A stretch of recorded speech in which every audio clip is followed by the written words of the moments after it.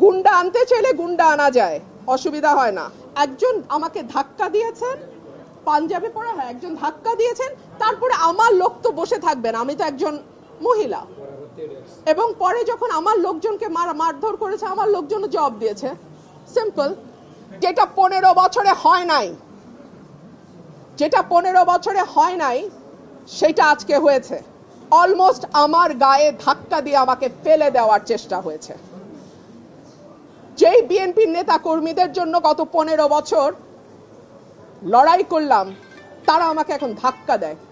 মানে বিজয়নগরের ভোটার সংখ্যা বা ব্রাহ্মণবাড়িয়া 3-এর ভোটার সংখ্যা 6,10,000, আর আমাদের যেটা সরাইল আশুগঞ্জ সেখানে ভোটার সংখ্যা 4,20,000-এর মতো, আর এই 3টা ইউনিয়নের ভোটার হচ্ছে 1 লক্ষ।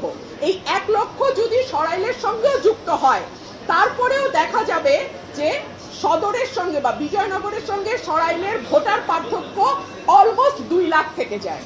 সো এত বড় একটা আসন সদর বা বিজয়নগর, সেই আসনটা অযৌক্তিক। বরং সরাইলের সাথে যদি 3টা ইউনিয়ন চলে আসে তাহলে ভোটার সংখ্যায় একটা ব্যালেন্স তৈরি হয়। 3 হচ্ছে এই 3টা ইউনিয়নে যারা বাস করে, ভুদন্তি, চান্দুরা এবং হরসপুরে, তাদের জমি জমার বেশিরভাগ কাজ সরাইলের সঙ্গে থাকে। সো তাদের জমির রেজিস্ট্রি থেকে শুরু করে অন্যান্য যে দাপ্তরিক কাজ, সেটা সরাইল ইউনিয়নে গিয়ে করতে হয়, সরাইল উপজেলায় গিয়ে করতে হয়। সে কারণে আমি বলেছি এই 3টা ইউনিয়নকে সরাইলের সঙ্গে যুক্ত করে দেয়া হোক। আরেকটা কথা, 3টা ইউনিয়নের লোকজন যদি বিজয়নগরে যায়, তাদের যাতায়াতের সময় লাগে অলমোস্ট 1.5 থেকে 2 ঘন্টা, আর যদি তারা সরাইলে আসে তাদের সময় লাগে 15 থেকে 20 মিনিট। তাহলে আপনারাই বলেন, যে 3টা ইউনিয়ন বিজয়নগরে যেতে 1.5 ঘন্টা লাগে, আর যদি 10 মিনিট 15 মিনিটে তারা সরাইলে আসতে পারে, তাহলে তাদের কোথায় থাকা উচিত? সরাইলে থাকা উচিত নাকি বিজয়নগরে থাকা উচিত? এই প্রশ্নগুলোই আমি নির্বাচন কমিশনে তুলেছিলাম। অত্যন্ত দুঃখজনক ব্যাপার হলো এখানে একটি মারামারি হয়েছে। সঠিক মাত্রার কার্বন কম্বিনেশন বৃদ্ধি করে পাইপের ডাক্টিলিটি ও হেভি লোড নেয়ার ক্ষমতা। Falcon MS pipe. আমি যেহেতু একজন আইনজীবী, আমি মনে করেছি আমার কেস আমি নিজেই প্রেজেন্ট করব। সো আমার কেস আমি প্রেজেন্ট করেছি।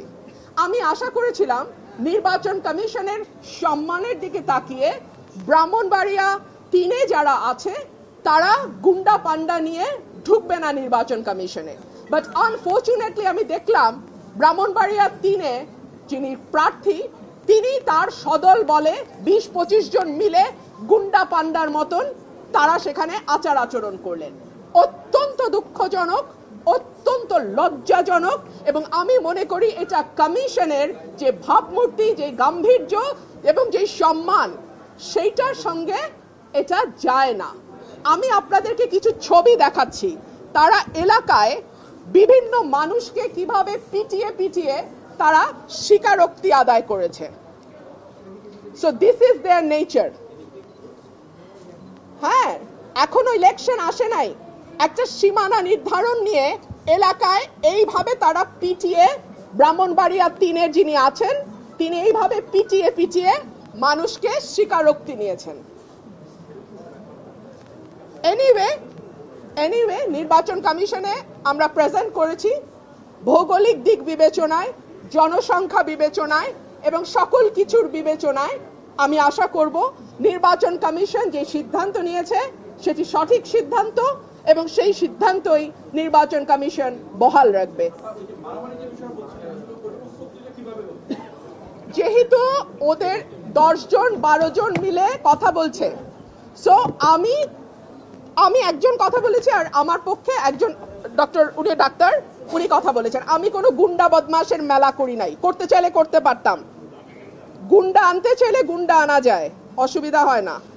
আমি ভদ্রলোক নিয়ে এসেছি, ভদ্রলোক আসবেন কমিশনে, শুনানি করবেন, রায় হবে, যেটা রায় হয় হবে। কিন্তু তারা যেহেতু গুন্ডা পান্ডা নিয়ে এসছে এবং আবল তাবল বকছে, কথা বলেই যাচ্ছে, আমি লাস্টে একটা কথা বলার জন্য দাঁড়িয়েছি, এবং যেটা 15 বছরে হয় নাই, সেটা আজকে হয়েছে। অলমোস্ট আমার গায়ে ধাক্কা দিয়ে আমাকে ফেলে দেওয়ার চেষ্টা হয়েছে। যেই বিএনপির নেতা কর্মীদের জন্য গত 15 বছর লড়াই করলাম, তারা আমাকে এখন ধাক্কা দেয়। তো ঠিক আছে, ধাক্কার বদলে তো ধাক্কা আসবেই, তাই না? সেটাই হয়েছে। নির্বাচনের আগে একটা সীমানা নিয়ে যদি এইরকম আচরণ আমরা দেখি নিজের দলের মধ্যে, হু নোজ নির্বাচনে কি হবে।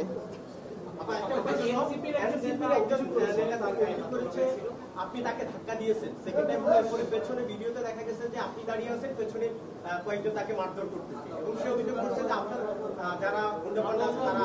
মুশকিল হচ্ছে উনি যেহেতু খুব পরিচিত কোনো মুখ নন, উনি এনসিপি থেকে এসেছেন না জামাত থেকে এসেছেন আমি জানি না, তবে উনি প্রথম, আমি জানি না যার কথা আপনি বলছেন, একজন আমাকে ধাক্কা দিয়েছেন, পাঞ্জাবি পরা, হ্যাঁ একজন ধাক্কা দিয়েছেন, তারপরে আমার লোক তো বসে থাকবেন, আমি তো একজন মহিলা, এবং পরে যখন আমার লোকজনকে মারধর